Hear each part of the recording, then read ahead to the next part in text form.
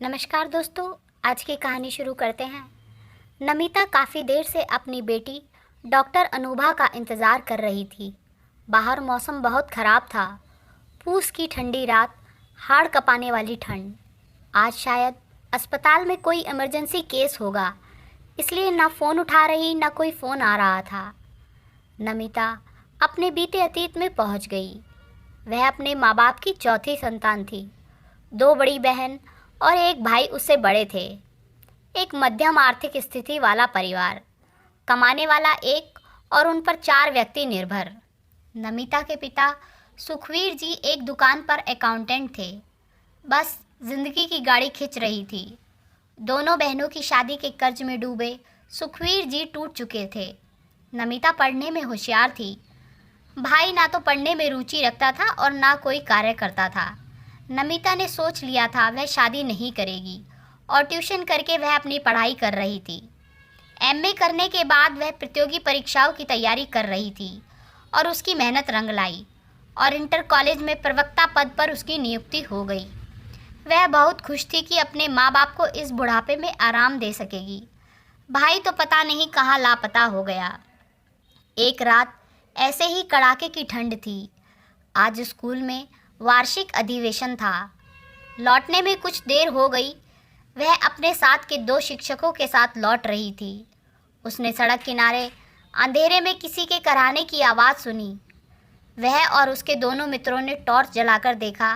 एक औरत ठंड में अपनी नन्ही सी बच्ची को बाहों में छुपाकर करा रही है। नमिता ने तुरंत बच्ची को लिया और शॉल में लपेट लिया।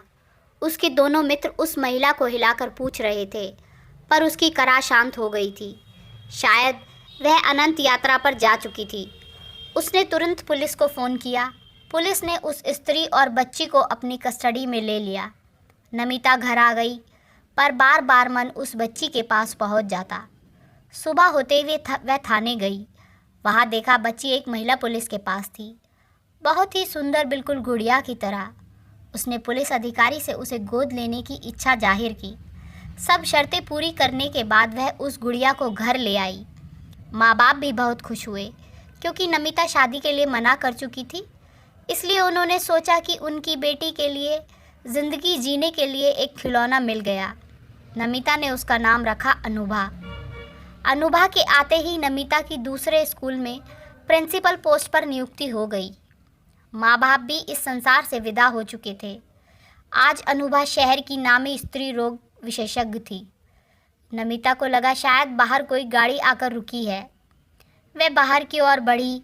देखा अनुभा और हॉस्पिटल के 2 कर्मचारी आ रहे हैं।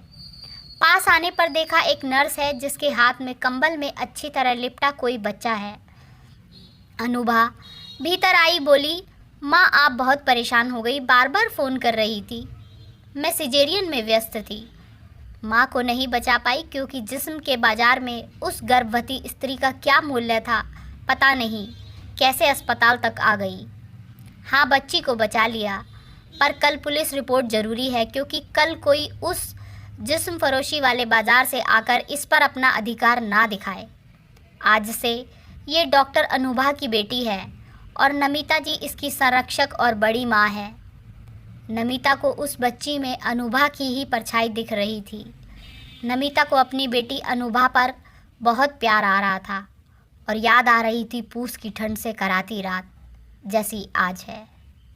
दोस्तों, यह थी हमारी आज की रचना। पसंद आए तो लाइक करें, कमेंट करें और हमारे चैनल को सब्सक्राइब करना ना भूलें। आप सभी का बहुत बहुत धन्यवाद।